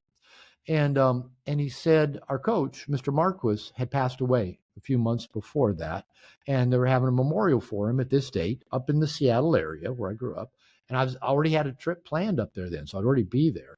So I got to go to his memorial, and there were a dozen of his former debate students. He actually went and became an attorney after that. But he impacted a lot of lives. And people were sharing. I'm gonna get tears. I was there with my wife. And again, she doesn't speak English. I mean, she understands some, but so she, people were talking, and she knew I'd already told her how much he meant to me. He probably turned my life around, and so I'm getting teary eyed then and now. It's okay. And she said, "Talk," and I said, "I'm going to cry," and she goes, "E," which just means and. All right, you're going to cry. So I got up. I didn't know what I was going to say, and I just spoke about Mr. Marquis. And I told the people, I said, he may not have known this, but I thought about dropping out of school my junior year. And the connection with him turned me around, started taking honors classes, went to college, made good grades, got scholarships, went on, got a master's, got a doctorate, had written probably that time 3 books. I'm making a difference in the world. And I said, maybe 100% of that is because of him. And I cried. And so, again, we don't know that influence we're going to have on people. And then when you're in the midst of the struggle, you don't know what's going to turn your life around, or even that maybe you don't even know that you're in the midst of a struggle other than everything's heavy. You got this wet, blanket hanging over you, or an anchor you're dragging behind you. And sometimes it's not till you get out of that you realize, wow, I've been dragging that anchor around. I've been dragging that heavy blanket around. So I guess I'll just put that in the context of you and I. You've worked with kids. You and I never know what little thing we did, whether it's holding hands at a dinner table and saying what you're grateful for, whether it's, listening to someone, whether it's actually maybe even giving someone a little structure, a little discipline that might turn a life around and make a big difference and change the world somewhere down the road. That is, to me, never a truer sentiment spoken. I have this one memory of a child that came in. So the bit of context, I worked for a company called Be Active. And they go into schools in the summer holidays, half terms, and they do sort of out of school care where it's all sports related. You have your sessions, your classes, one after the other, sort of five classes, 5 lessons, or 5 activities in a day. And I'll never forget, because there's this one kid came in. I won't say his name. He was, I think, 6, 7 years old. Massively overweight. His lunchbox was filled with Snickers, chocolate bars, mini cocktail sausages, and something wasn't going right. And his mum at the time had come in and was saying that he doesn't eat anything else. Please look out for him because he doesn't get on well with others. He doesn't have many friends at school. And just watch out if he runs too much. If he runs too much, he runs get out of breath. And if he runs too much, he'll get out of breath and he'll start panting. Just calm him down because he gets too excited. He's 6 years old, 6, 7 years old. And that's the state he was in there. And he was in my class. I had that group throughout the summer. And throughout the summer, he kept coming back each day. And he was terrible with people. He was shy, he was nervous, he was scared. He'd often blurt out of the wrong things, or people would look at him funny or weirdly. But we were very sure to keep a tab on aggressive behaviour. But also, from my perspective, from a view of not demoralising that child's confidence to speak for themselves. But then he kept coming because his mum had to go to work, and he just kept doing it. And by the end of the summer, he was absolutely lit up. He had friends there. He was coming in. He was excited to come in, and he was amazing. And that was one thing. But the next thing was the following year. The following summer, he came back a year older, obviously. He'd lost so much weight. He was slim. He was healthy. His voice he was stood up straight. He was confident. He could speak to me. He was excited to tell me what was going on. He brought friends from school with him to come to do his classes. And he came again for that whole year, and he had made so many friends. The whole thing had turned around. And that was, I see a lot of reflections in the work I did with children, with what I can look at in my own life. And you don't know the effect. You don't know it. But if you can begin to understand that regardless of what you do, you have an effect intentionally or not, the more you can try to procure that, to spread something, because you don't know how far it goes. It's that butterfly effect. One person, you speak to them, the life you've changed there, that they'll go and speak to somebody else and possibly do the same thing for them, and so on, so on. And that spreads and that spreads and that spreads, and that little by little helps so much. And it's given me a lot of confidence to know that and having that effect. And often when I had my own issues with looking internally at myself and what I was doing and what was going on, that a massive benefit and learning curve and distraction at sometimes for me was helping others and realizing not only I'm just helping others just to help them, I'm helping them to help me. Yeah. And it's a beautiful, beautiful, beautiful thing. That's the best way I know to learn. I've often said, as a recovering nice guy, I have the best job in the world because I've spent 30 years learning from other nice guys, while I get paid to work with them. And so, yeah, there are benefits. And, when it's a reciprocal kind of benefit like that, where, you and I have a reciprocal relationship here. You get value out of me coming on your show. I get value of you talking with me and publicize, we're both getting value and the world's getting value out of it. Wouldn't it be great if that's just, everything we did had that kind of reciprocal trickle down effect of just, making things so much better. I'm going to misparaphrase this, but Gandhi said something like, whatever we do will probably be insignificant, and it's still important that we do it. Because we don't know. Yeah. We don't know. Well, that's one thing that your confidence grows as well with that. You don't know what effects you have, but you know that if your heart's in the right place, you can sleep easily at night.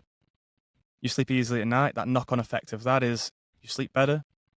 You can wake up more refreshed, more confident, and that compounds and it compounds and it compounds years on years on years on end. And it's something I found. So for me, one of the first stages of looking at myself was when I'd broken up with my first girlfriend and we were together from 15 to 20.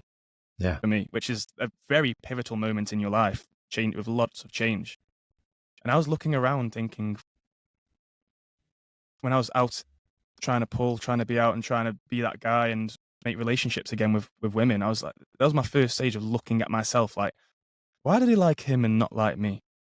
Mm-hmm. And it took a while this is why I was sort of hesitant when I invited you on, and because I loved a lot of things you said, but I was hesitant because I feel like I kind of have a certain regard for myself of what I believe to be true. And I agree with everything you say, but as well, I'd love to add on top of that. That for me, it was as soon as I was researching more and more and more, and I studied more and more and more, the Red Pill, the game, Neil Strauss, the Art of Seduction, and all these things, and I read all these things, and I looked at the tricks and the trade and the things I was trying to do, and then the more I tried to do them, the more I stressed and got anxious about doing them, the less it worked for me, until at some point, I don't know what it was. I think I had the right amount of drinks and good music was going on, but I was on a night out and I was trying to do all these things to impress and to make people like me. And then all of a sudden I was like, you know what? Fuck it. Absolutely fuck it. And I just went out to enjoy myself, purely enjoy myself. And the most bizarre thing happened almost like that. I went out into the middle of the dance floor. I danced on my own, just having fun, time of my life. And then 3 different women just came up towards me and started dancing with me. And I was like, what the fuck? What? How did that happen? It just seemed like all this time trying and trying and trying. And all I was doing was, what I realized afterwards was I was building in this idea of, and I was building in this idea of, I need to do these things. But by putting these things on a pedestal and saying that I need to do these things on one hand, I was also saying on the other hand, I'm not good enough. Yeah. I was saying on the other hand that You're not okay just as you are. If I was saying that I need this, then I'm putting myself in a position of lack. I'm putting myself in a position of, I'm not good enough as I am, as you say. And on top of that, I was always overthinking it.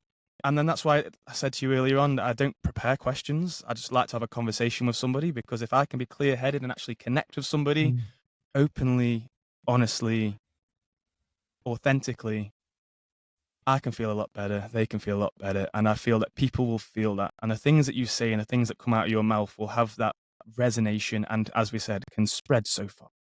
Yeah. It can spread so far with authenticity, and those are the ones which I believe have that certain frequency which resonates with people, which I believe you are an absolute master at with what you do, and you help so many people.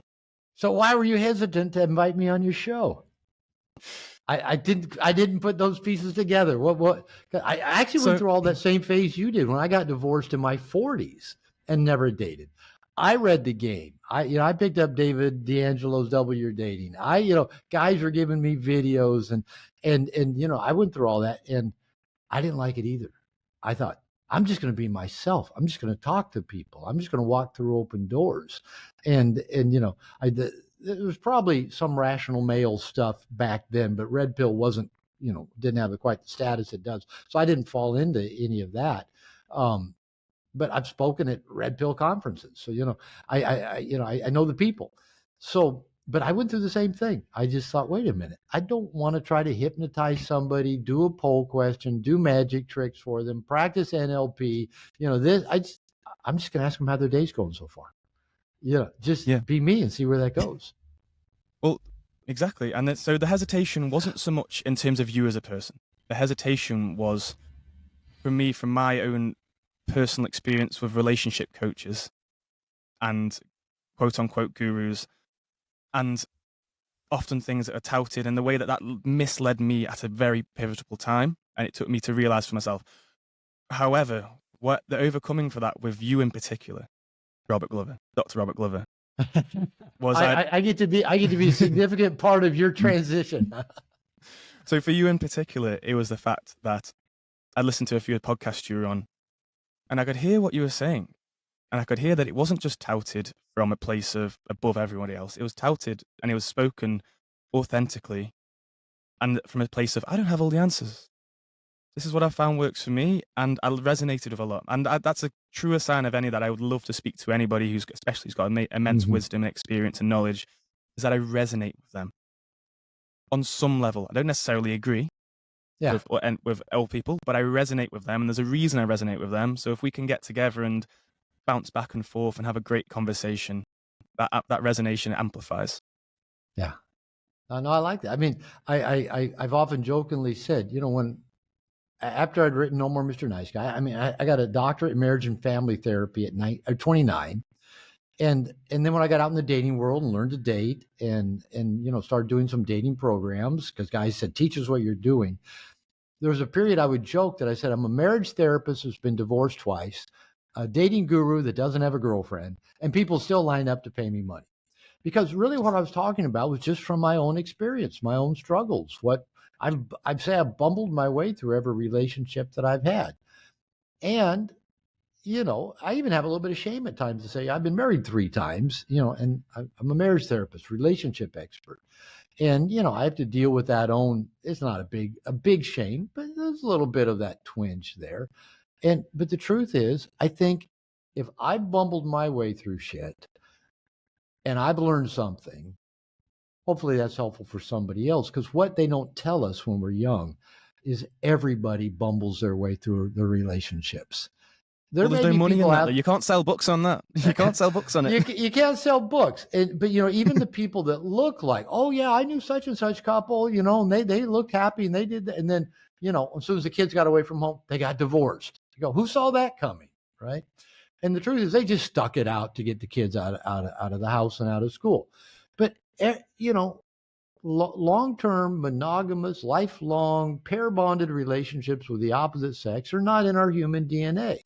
But we've been told for so many years now they're supposed to work. We've invented religion to try to make it work and keep people inside that box. They don't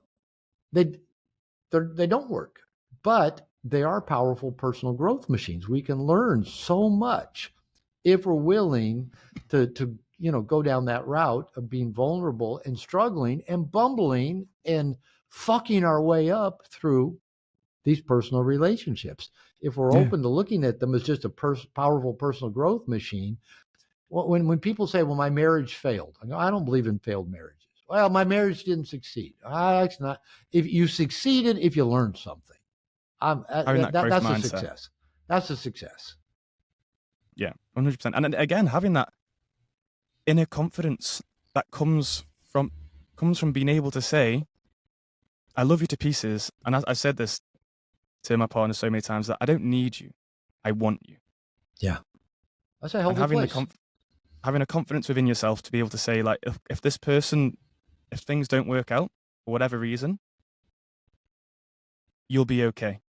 Yeah. Because then you can make decisions out of confidence and out of desire and out of a meaningful, intentful place, and not out of fear of loss or fear that the world's going to come crumbling down. That's a hard thing to come by, as you say. Like when I've listened to you on the Modern Wisdom podcast, and of Chris Williamson, and you were saying a lot on there how from a young age we need that, because if we didn't have that attention, we would die if we were left out on our own.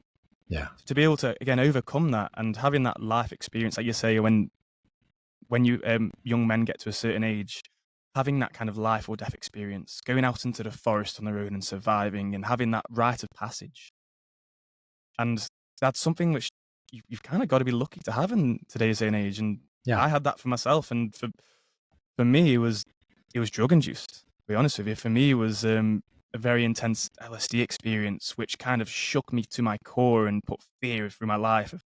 Oh, fuck.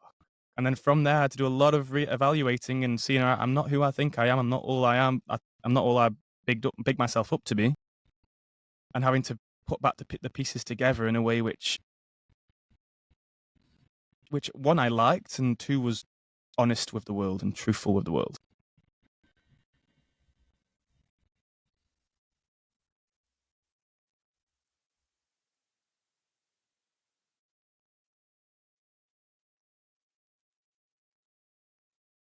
I missed the whole last part of that. It was frozen.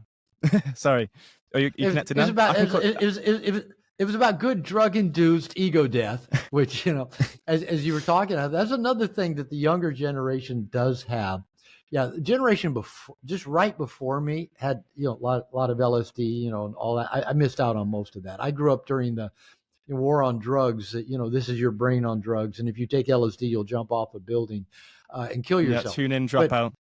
Yeah. But luckily, along with all the information, your generation's been exposed to, I know so many young men who have a lot of experience around plant medicine, psilocybin, MDMA, LSD, not quite so much. It seems to kind of still be on the fringe.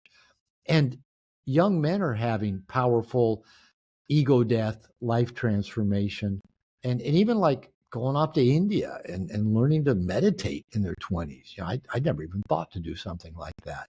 And so, it's interesting that you had at 20 that breakup of a relationship, and you had to go figure out, can I get another girlfriend? Can I get love? Am I going to be okay? I got that in my late. Yeah, can I function? Can I take care of myself? I got that in my late 40s. I was married to my first two wives for 25 years. I married my first one 2 days after I graduated from college. So I didn't have any gap between the first and second relationship. And so when I got divorced in my 40s, my big question is, I know I can take care of everybody else, but can I take care of me? Just me. I didn't know. Paradoxically, all right, I've been taking care of me and everybody else, wives, kids, for 25 years. I didn't know I could just be okay taking care of me. I had to go find that out. And I'm just so grateful for that period of time. Like you were 20, I was like 47, 48, going approaching 50 before I got out in the world and thought, I'm okay. I can take care of me. I can survive. I can meet women. I can make friends. I can get laid. I can have the life I want. And because, like I said, I stayed in a relationship way too long. Number one, I'm a terrible ender, but a lot of that was I didn't know if I could be okay on my own. I never had been. So you got it at 20. I got it close to 50. But we both got that time of life that says, I'm okay. I'll make it. I'll be all right. If I lose this relationship, I'll be fine. I'll be all right. Yeah, it's very empowering and very scary at the same time, and it's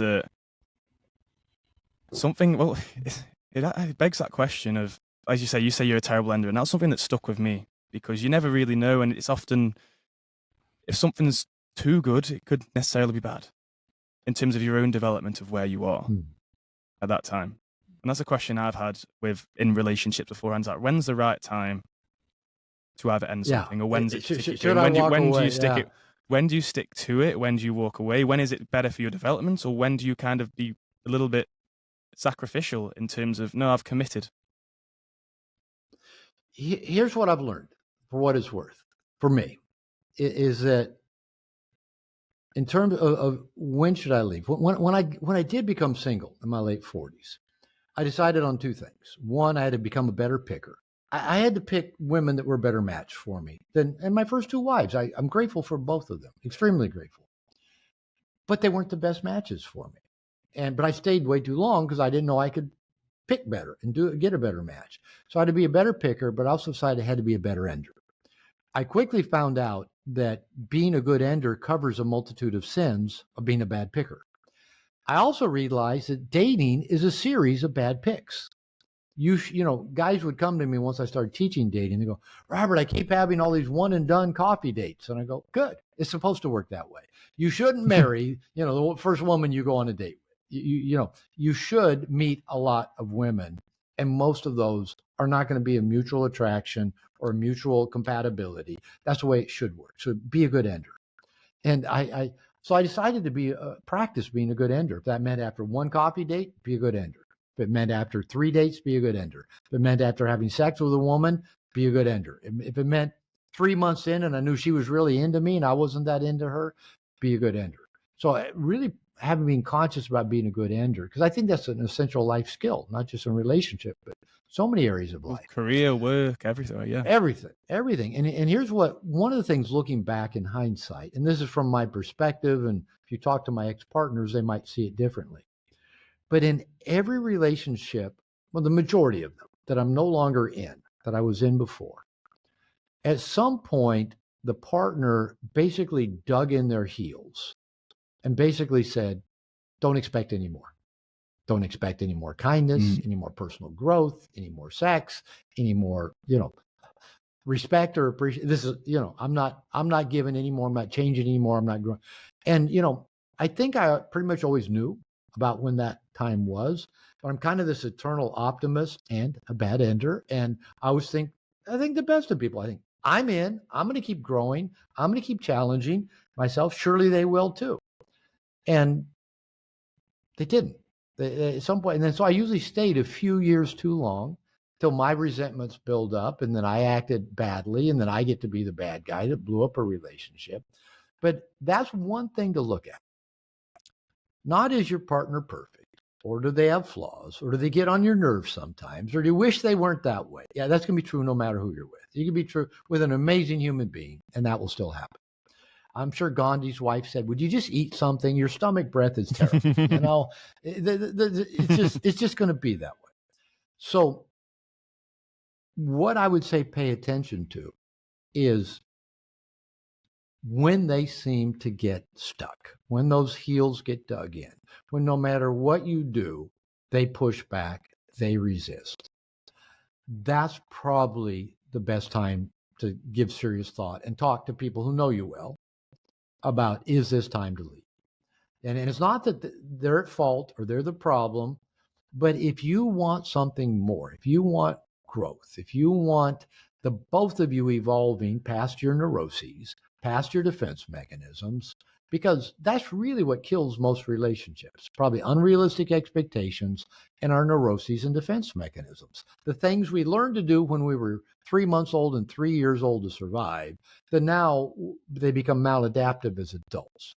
Now, we all want to be loved. We all want to be connected, but most of us actually guard ourselves from the very thing that we want. And kind of a sad, painful truth I've been saying for just a few years now, that I think in general, most people will pick their neuroses over love. Mm. I was a guest speaker at an ayahuasca retreat down in Costa Rica last year. And it was a mixed group of men and women. Usually I talk to men these days, but I was talking about love, and we all want to feel lovable, to love and be loved. And I said, in my experience, if we're kind of more masculine oriented, we tend to want to love, to give love. And if we're more feminine oriented, we tend to want to be loved. And I said that, and kind of like everybody lit up, men and women. And the women all go, "Oh yeah, that's me. I want to be loved. I want to be loved." And then they start telling these stories about how they have this great guy in their life who just treats them well and wants to love them, and they don't let him in. And I'm going, "That's crazy. That's crazy." Later on, several of the guys came up to me while actually beginning of a ceremony and said, "We didn't want to speak up in the class because there were women there." And said, "But you know what? We agree. We want to love. The masculine is the giver. We want to love." And so, here's this paradox. That's what we want. We want to feel lovable. We want to love. We want to be loved. And we have all these defense mechanisms guarding against, I better not love too much. I might get hurt. I better not let somebody love me too much. I might get hurt. And so I think if we understand that in general, people will choose those defense mechanisms, those neuroses over love, even while saying, I want to be loved, people's behavior makes more sense. Because, we've had those neuroses, those protections since we were 3 weeks old, 3 months old, 3 years old. They're our oldest companions. They got us through a vulnerable, scary time, which was, our first several years of life. Unfortunately, all neuroses become maladaptive when we try to use them as adults. And we all have neuroses. But when we bring them to relationship, that's why I say relationships can be such powerful personal growth machines. They put a bright light on our neuroses and defense mechanisms, all the things we learned to do that maybe got us through when we were 3, that now get in the way when we're 30 or 40 or 50 or 60, that unless we get a light shown on them, we just keep packing them around with us. Yeah. But again, unfortunately, most people would rather keep packing around what they've been packing around than take a risk, get vulnerable, open up and say, I'm going to let you love me. Everybody else I tried to let love me, they let me down. They lied to me. They cheated on me. They left me. But I'm going to give it another try. Most people don't want to do that. We want to say, no, I'll let you in a little bit because I don't want to go through that hurt again. And one of the things I've been saying for a little while, actually since doing ayahuasca about 3 years ago, was we're here to get our hearts broken. Because anything that's good enough to break our hearts is something we wouldn't want to have missed. And how else are we going to grow and expand without getting our fucking hearts broken? We've got to risk. We got to open. We got to be vulnerable. We got to say yes to the shit that scares us, knowing we're probably going to get hurt. But what else are we going to do? Drink ourselves to death? Eat ourselves to death? Watch pornography till we die? Let's get real. Let's let people in. Let's take a chance. It's a weird distinction between that true love and the neuroses, as you mentioned, because it almost seems that the things you do to attract a woman are not the things that you do to stay in a loving and developing relationship. There's one thing I've almost found not always, but to a certain degree, I found. I could very well be wrong, and maybe it's just the experiences that happened to me. But I've always found in a very kind of oddly serendipitous way that the people I'm with and I'm closest to, my partners, my relationships, hold up an exact mirror to me, and that the things that attract, the things that keep me with them, the things that keep me wanting to love them and receiving love from them, are the complete things that I feel that are complete opposite to me. It's not, we may have common interests and things that we like, but in terms of as people, the things that I feel I'm good at are the things that she may feel she's bad at. The things that she feels she's great at are the things that I'm maybe weakest at. And it's that when deciding who to be in a relationship with, do you go off something that just brings pure bliss and happiness all the time, or is it something that's going to complement you and complement both of you in your journey to exploring who you are and bringing children into the world and doing what you can for the world around you? What's going to challenge you? What's going to bring out the best in you? What's going to highlight your shadows, and what's going to alleviate your weight at certain times, and where can you help each other out? And those are the things that I've always gone off instinct. Where there's been different options around, different people around, but sometimes, and I'll say the story, I said it about my partner now, we met whilst we were working in Greece together, and it was like a fling, and then I went home early. We spoke to each other loads, sat on the balcony, had a cigarette, talked to each other all the time, and I'm a very talkative person, she's very quiet. But we sat there on that balcony, and we just watched out into space. Barely said a word. I didn't think anything of it at the time. It was nice and peaceful. It was relaxing. But I went home early, And I remember I said our goodbyes and whatnot, and then I lay there in my bed, staring at the ceiling, and I had this thudding, pounding in my heart, in my chest, about her. And I remember looking at the ceiling like, for fuck's sake, why now? Why now? I'm doing so many amazing things. I'm having so much fun. I'm sleeping with loads of people. I'm going out and I'm making loads of friends. I'm having all this. Why this person right now has hit me to my core, Mm-hmm. where I feel like I love them so much, even though I barely know them. I couldn't speak to them anymore, and I was separated from them. And I was adamant that I didn't want to tell her unless it was in person, because I'd planned to come back out 2 months later, just for 2 weeks. And we'd messaged a lot. I was speaking a lot. I was trying to play it cool. I didn't want to give off the impression I didn't want to come on too soon and potentially ruin things. So I waited. And so I also wanted her to have the experience that I had, where I could be free and not have that weighing on my mind whilst I was having the time of my life abroad working with really close friends. So when I came back out and told her, it was just the biggest feeling ever. But it was so interesting to me that my first initial reaction was, oh, fuck. I felt like I was going over a waterfall and it was coming closer and closer to the edge. And it's like, I can't help. I can't stop this. I'm going to have to go. And it could very well be very painful, but it's going to be absolutely thrilling. And I'm so glad that I did, because from there, we went and did a ski season in France together. So we'd only been together officially for 2 months, and we'd only lived together or been with each other for like 2 weeks. Yeah. And then we went to go to a ski season living in a chalet in the close quarters with each other for 5 months. And I was like, right, this is what we both want to do. This is make or break. Like, it's either going to work from this or it's not. Well, let's find out. Let's find out. Yeah. Let's find out. And it worked. And now, following that, we're now in Australia together in the van. And even, I was like, as if I wasn't challenging her enough, I was like, right, can you deal with me in close quarters on a mountain, isolated in the snow for 5 months? Now you're going to have to deal with me living in a box for 12 months. And if you can put up with that, then maybe we've got a chance. Yeah, I'm a big fan. Put a prospective partner in a lot of different challenging situations, and see how you do with it. And it sounds like you've done that. And again, I'll just keep saying, this isn't meant to work out statistically. This won't last. You can't argue with the statistics. And even one of my favorite quotes by Dr. David Snarch in the book Passionate Marriage, he says, in every relationship, somebody's going to get left. I mean, it's just the nature of life. It's the impermanence that the Buddha talks about, right? So if you know one or both of you are going to get hurt, she's going to die, you're going to leave her, she's going to leave you, something will happen. I mean, whether this is true with friendships, with your car, I got my dog Nala that I just love to death. Everybody loves Nala. My wife. Oh, your dog called Nala? Nala. Sorry, we got a dog named Nala.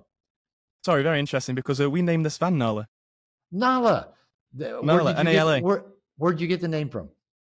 Well, we picked it up from a place called Benalla, but when we researched the name afterwards, I can't remember what it meant in some African language. I can't remember, but it meant something to us at the time, and we named it after that. I don't know if you know from Nala. My dog's named Nala. The kids named her in The Lion King, the young lioness that goes out to get Simba and brings Simba back. That's Nala. Okay. So just an interesting coincidence. Sorry to interrupt from you. There we go. You love your van. I love my dog. We love Nala's. That van won't be in your life forever. Nala won't be in my life forever. I won't be in Nala's. I mean, my wife and I go away, and Nala goes into depression until we come back, and then she's just like the happiest dog on the planet. But we're all going to get left. That's why we got to take the risk. Take the risk. Be willing to get your heart broken. Be willing to be disappointed. Be willing to get left, because to do otherwise, what do we got? What do we got? And we're going to get left anyway. So how does guarding ourselves against that reality serve us? Let's just get in and find out what we need to find out. And as you said, kind of the way we date, I often say that the way most people date is the worst possible way to build a healthy long-term relationship. And it's kind of like, the United States is in the middle of a presidential election cycle now. And I've thought for a long time, the way we go about choosing a president in a democracy, or at least in the United States, is actually the worst possible way to choose a president. Basically, what you do is you choose the person who can raise them the most money, have the longest lasting, usually go about 2 years of just your life is on the road, giving speeches, doing debates, raising money for 2 years. What the fuck does that have anything to do with how you run, the world's most Mm. powerful country? Nothing. It's just you Yeah. outlasted everybody else. Maybe there's a skill in that, but it has not. So that's the way we kind of date for our long-term relationships. And, I'm actually a big fan that, like the way you did it, do it. There's no right way. The way my wife and I did it. Our first year together, we just got together once a week and had sex for about a year. That's all we did. And we'd have sex every Saturday night. I'd give her taxi money and babysitter money and see you the next week. And then after about a year, she said, I like being with you. That scared me. I thought Yeah, about it's it over the scary. next week, and she goes, I saw that fear in your face. We've talked about this. And this was in Spanish because we were using translators on our phone. And then the next week I said, I thought about it. I like being with you. I like you. And then we started kind of dating more traditionally, like seeing each other. I met her kids, things like that. And we've been married 7.5 years. And there's things about her that get on my nerves. I mean, we're the craziest match. She's 22 years younger than me. I met her. She was, poor working mother with 2 kids. Her kids are the same age as my granddaughter, right? So, she's significantly younger. She dropped out of high school at 15 just to work to have clothes. She grew up in poverty, 8 out of 10 kids with an alcoholic father. I got a PhD at 29, grew up in a suburb of Seattle, white bread community, Boeing engineers family, blah. Whereas, we didn't speak the same fucking language. And she has blessed my life in so many ways. She's grown me. My life is better in every way than it was before I met her. And we were the most unlike people probably said, what the hell is Robert thinking? Oh, he's marrying her now? What the hell? And you know what? Everybody loves her. My mother loves her and my friends love her and they know she drives me crazy at times. And but it's grown me. I've grown her. I've helped her kids have a good life and set them in a direction they would have never had. And I'm just I'm grateful. There's no other way about it.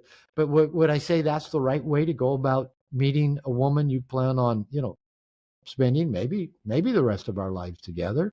We'll take a day at a time, but I hope it lasts for a while. And so I don't know, but the thing is we got to be willing to risk. Mhm. Willing to risk it not working out. I call it getting to rejection quickly. Find out. Go to that ski chalet and spend month and go, fuck, I'm ready to cut my wrist. But you find out, right? You find out Yeah. rather than having some weird fantasy based on smoking a cigarette on a balcony in Greece, right?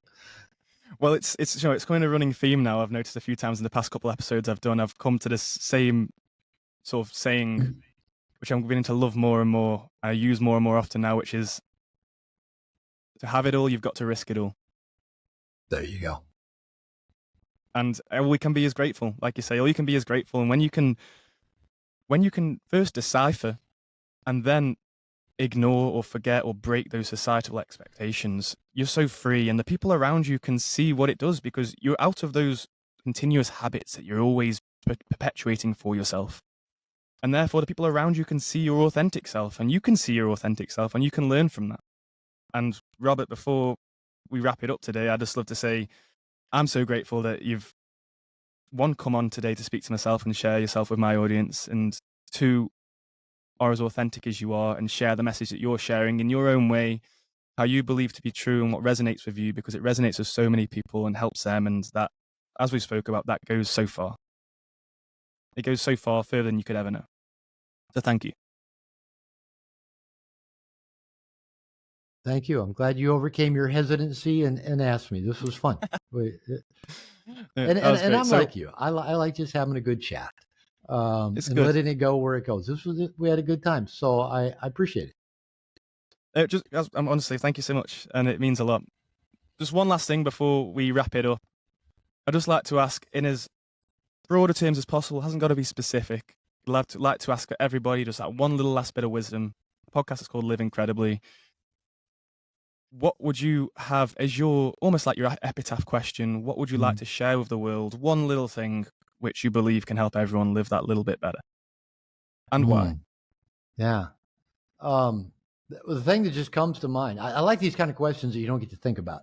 I think I'd just say risk fucking up. I'd be okay with that on my tombstone. He risked fucking up. Cause I have, I've fucked up so many things. You know, I've often said about No More Mr. Nice Guy. It's not a chronicle of my successes. It's a list of my fuck ups. And, probably the most effective way to learn. So risk fucking up. Perfect. Thank you so much, Robert. Bailey, thank you. It was fun. Have a good I love time. you. Have a good time on that mountain in your van. We're kindred spirits. I love that. I love you so much. We'll wrap it up there. All right. Thanks, Bailey.